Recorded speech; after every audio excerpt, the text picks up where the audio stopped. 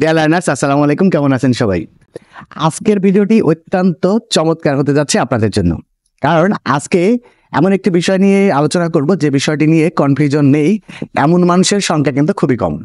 সেটা হচ্ছে, আমরা সবাই জানি যে ম্যানি মানেও অনেক, মাস মানেও অনেক, এ লট অফ মানেও অনেক, মোর মানেও অনেক, সো মানে অনেক, টু মানে অনেক, ভেরি মানে অনেক। মানে এই সবগুলোর মানেই হচ্ছে অনেক, বা কিছু কিছু ক্ষেত্রে আমরা বলি খুব, বা সেক্ষেত্রে কিন্তু আমরা অনেক বলতে পারি।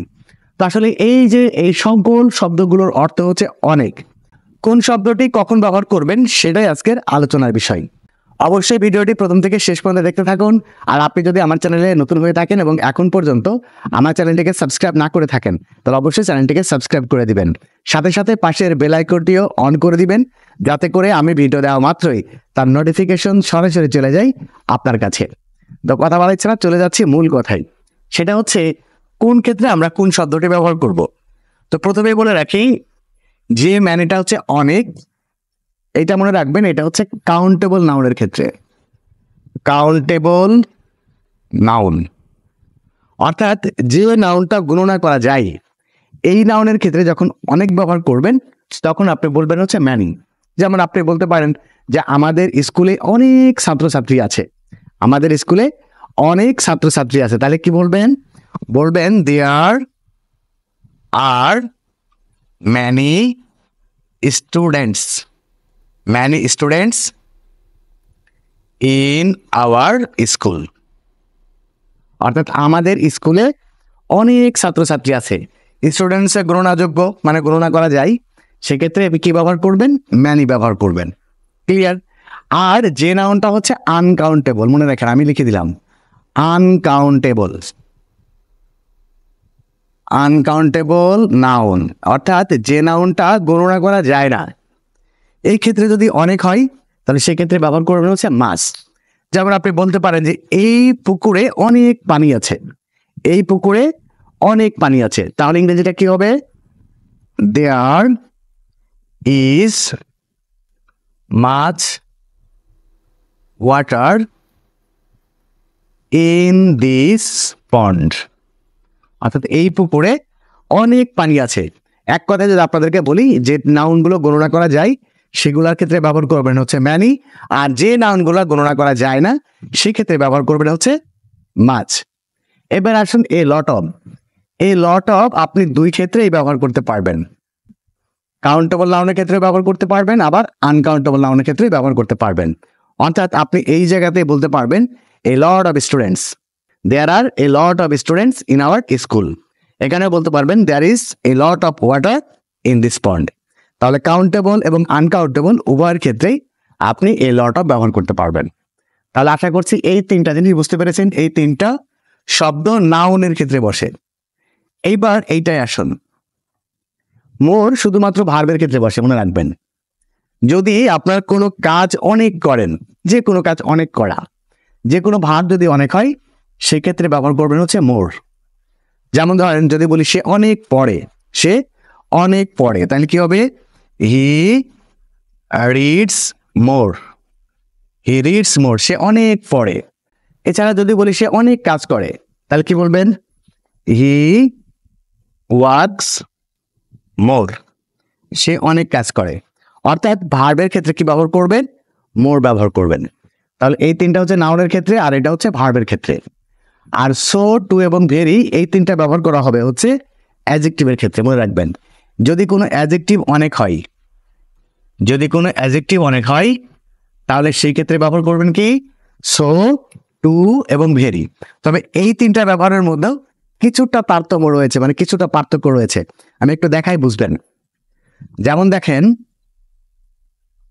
যদি বলি আমি অনেক সুখী, আমি অনেক সুখী, I am so happy, I am so happy, আমি অনেক সুখী।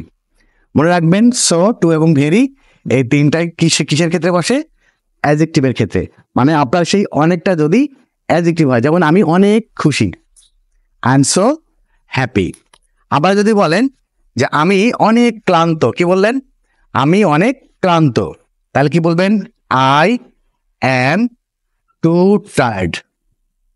আচ্ছা, এখন প্রশ্ন হচ্ছে, আমরা সুখীর ক্ষেত্রে বললাম সো, টায়ার্ডের ক্ষেত্রে বললাম টু, আমরা এখানে সো ব্যবহার করতে পারবো কিনা, এটা একটা সমস্যা।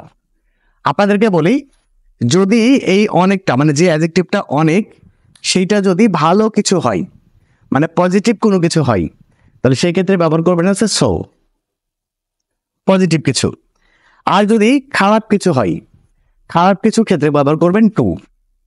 যেমন আমি সুখী, এটা ভালো কিছু, তাহলে I am so happy. But এখানে কিন্তু আপনি বলতে পারবেন না যে আই এম টু হ্যাপি, বলতে পারবেন না।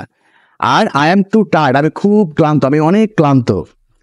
ক্লান্তটা কি? খারাপ কিছু, মানে ভালো কিছু না, এই জন্য টু। যেমন আপনি বলতে পারেন যে you are too bad, you are too bad, তুমি খুব খারাপ, তুমি অনেক খারাপ। তাহলে I am, you are too bad. এখন এখানে বলতে পারবেন না যে you are so bad, you are so bad বলা যাবে না। আপনি বলতে পারবেন যে you are so cute, you are so cute. আপনি বলতে পারবেন না যে ইউ আর টু কিউট।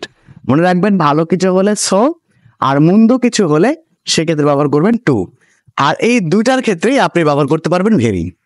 দুইটার ক্ষেত্রে কি ব্যবহার করতে পারবেন? ভেরি ব্যবহার করতে পারবেন। আপনি বলতে পারবেন I am very happy, I am very happy, I am very tired, and you are very bad, you are very bad। তাহলে আশা করছি বুঝতে পারছেন। আমি আরেকবার একটু রিপ্লে করি। সেটা হচ্ছে, যদি ভালো কিছু হয় এবং সেটা যদি অ্যাডজেক্টিভ হয় এবং সেটা যদি অনেক বোঝায়, সেক্ষেত্রে বলবেন সো। যদি খারাপ কিছু অনেক বোঝায় এবং সেটা যদি অ্যাডজেক্টিভ হয়, তাহলে সেক্ষেত্রে ব্যবহার করবেন টু। আর সো এবং টু এই দুটোর ক্ষেত্রে আপনি ব্যবহার করতে পারবেন ভেরি। ক্লিয়ার? আর যদি কোনো নাউন অনেক হয়, সেক্ষেত্রে ব্যবহার করবেন ম্যানি, মাস এবং এ লট অফ। যদি ভার্ব অনেক হয়, তাহলে সেক্ষেত্রে ব্যবহার করবেন মোর।